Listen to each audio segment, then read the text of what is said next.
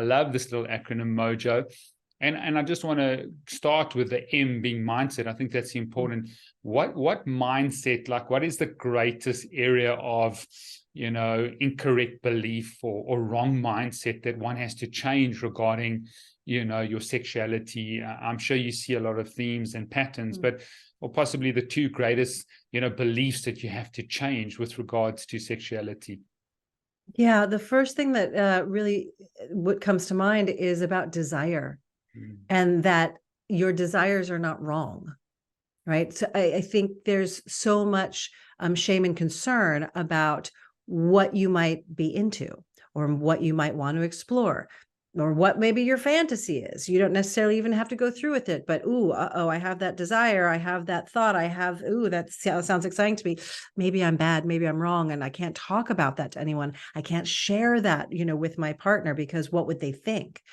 That mindset, that's the first thing to look at. Because when we're self-shaming, I mean, there's enough that we have out in the world that, will contribute to our sense of shame. But our self-shame is the first thing to look at and to start to dialogue with and to start to understand on a much deeper level. And that is mindset work, right? This is what's happening, life above the neck. It can be connected to some of our, traumas that we had when we were littler that are still living in our body and that are giving us messaging based on those experiences, which again are not correct. They're not correct in terms of your present day. All right. They might have been correct for the moment that they happened, but for where you are now as an adult, that again is something in terms of a mindset piece to begin to unpack and begin to really look at and ask yourself, is this true? Is this really true for me? So the first piece is to really look at our desires. Brilliant. And then the oracle, the body, the body always keeps score, having done so much body work and, this new field of somatic experiencing, often doing techniques, and trauma gets released on a cellular level and, all the different processes that you can do in treatments. But what do you think the greatest problem is with regards to body? And I've seen a significant issue with hormonal dysfunction, doing functional medicine for 17 years. Now we've got, estrogen dominance. Most females don't know that they got 20 times more testosterone in their bodies than estrogen. We've seen testosterone levels drop by 50% in the last 20 years.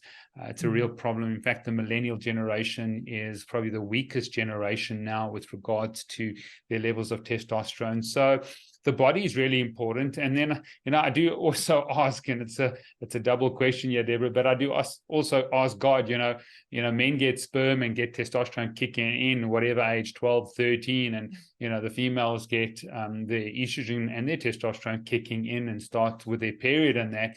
And then they get a desire. They get a desire for the sexual intimacy and get a sexual urges and libidos.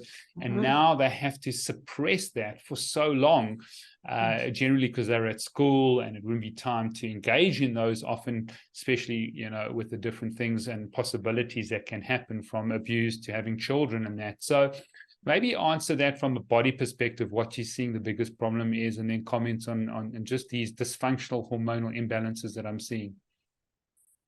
Those are all really great questions. And certainly I too know about the dysfunction in terms of the hormonal imbalances, which has been fascinating to me over the years. I had a girlfriend of mine who lives in, where does she live? She lives actually in Thailand. And she's American, but and she's had her daughter over there, and her daughter was having incredible surges of estrogen at the age of 9. And so, it was like, what is going on? So I think, the first thing that we need to look at is also just our environment. And what are we eating? And, again, what are we drinking out of? And all of the different phytoestrogens that are out there now, particularly, I mean, this is affecting every human, it doesn't matter your gender. So, and this is the hormonal disruptors that are simply out in the world now. I mean, we could go down the line of EMFs, I'm not sure if your community, is probably into things like that. No, they are. right. So, I mean, it's from the energetic level. Nobody can get away from Wi-Fi, right? So there are all of these environmental pieces that have radically affected our health and our levels of hormones, because, right, I mean, it goes to our adrenals, which then regulates our endocrine system, which then throws off our hormones, which I know very well because I went through perimenopause in my 30s.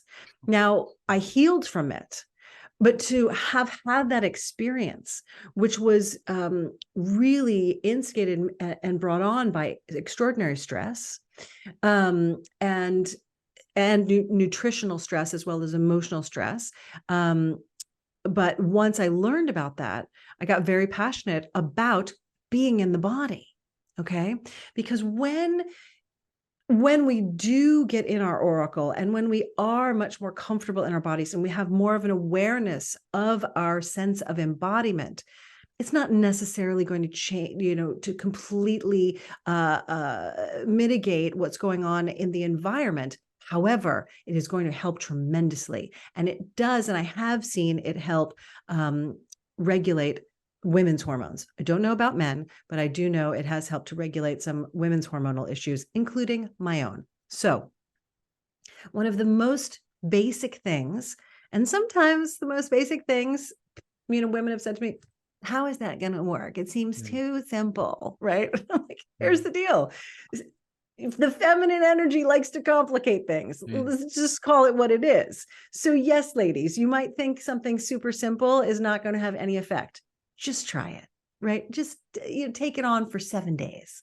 So what I'm about to share is something incredibly simple.